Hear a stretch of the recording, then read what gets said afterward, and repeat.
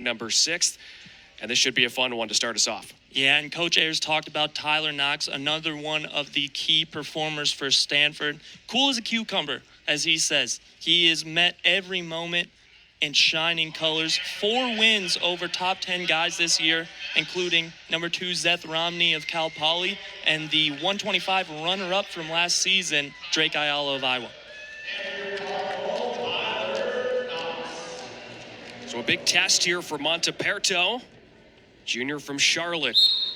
And we're underway here, second half of our dual meet this afternoon. Yeah, and Montaperto, a guy who we didn't know if he was going to be getting a nod until about 24 hours ago.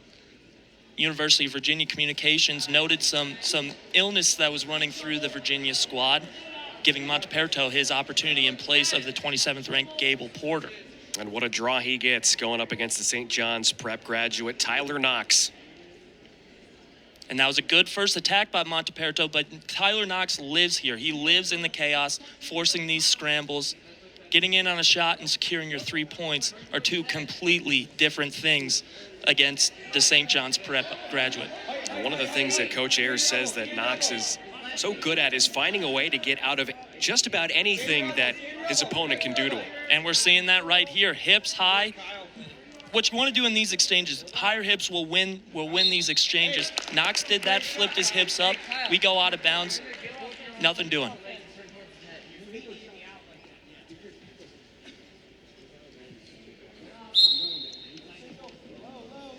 It's 18-6 overall in favor of Stanford. The 6 points for Virginia coming courtesy of the forfeit at 125s. Yeah, and we talked about it before the break.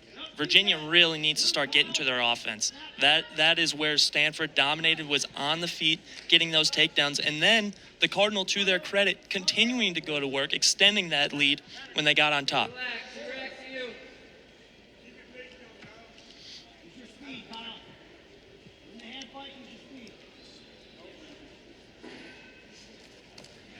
And now a good shot from Knox as he gets the inside single. He's looking to scoop that heel. As you see, he's stepping over. Not quite yet, but now he can transition over to the hip. He's close to getting his 3 points here. A really good job by Montaperto, though. Whizzering on that left-hand side. Knox looking to elevate.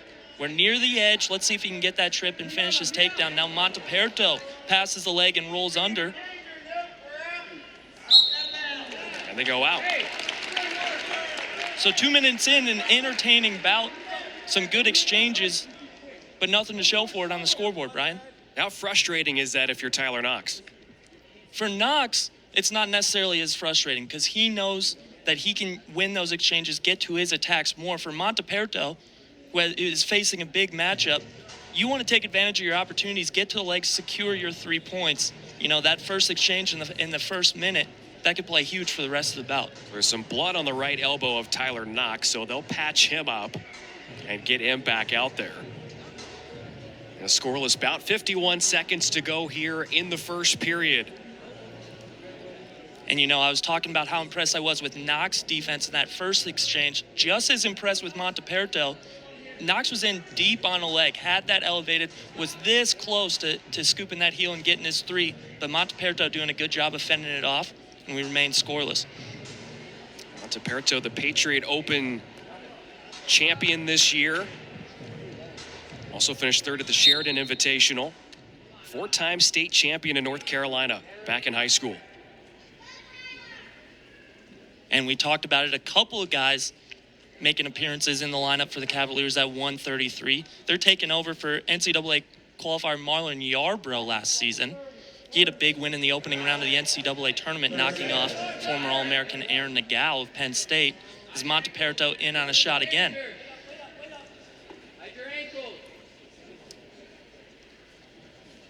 But again, Knox doing a good job scrambling here. As I talked about, he's getting his hips up. And the ref is going to stalemate that one. Anytime you get your legs kind of twisted up like that, we saw it in the first half of this duel. Better safe than sorry. Let's reset and hash it out on our feet. Final 10 seconds.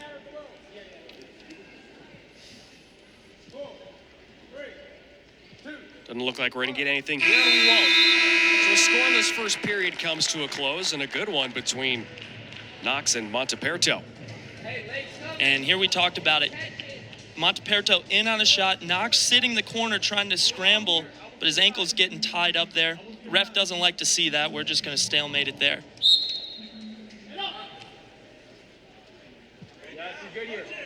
And Montaperto will begin the period on bottom, but now Knox gets a right side bar, and he's looking to turn. Montaperto slips it, though.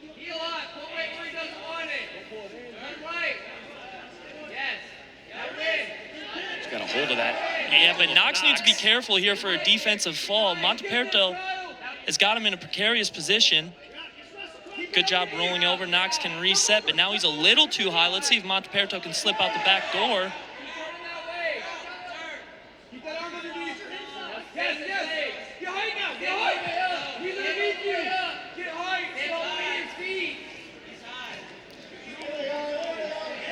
And now Knox close to exposure.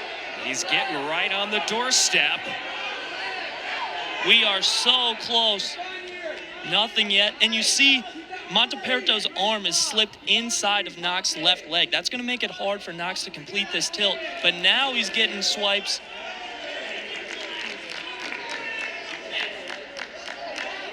Again, another weird situation where the ref didn't look too sure about that second swipe. We wave it off and remain scoreless. Ayers is looking over to the corner. He's asking his staff if it's worth throwing the brick here. But now we got a half Nelson for Knox, and this is going to be swipes for sure, and we're nearing a fall perhaps. Knox on the doorstep. And there it is.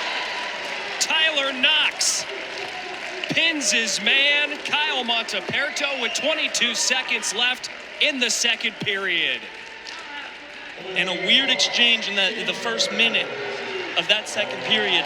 But here you go, Knox working that half, pressure on that shoulder of Montaperto. Hips down, head up for Knox to really drive that shoulder down, and he gets his 6. Third win via pinfall this season for Knox.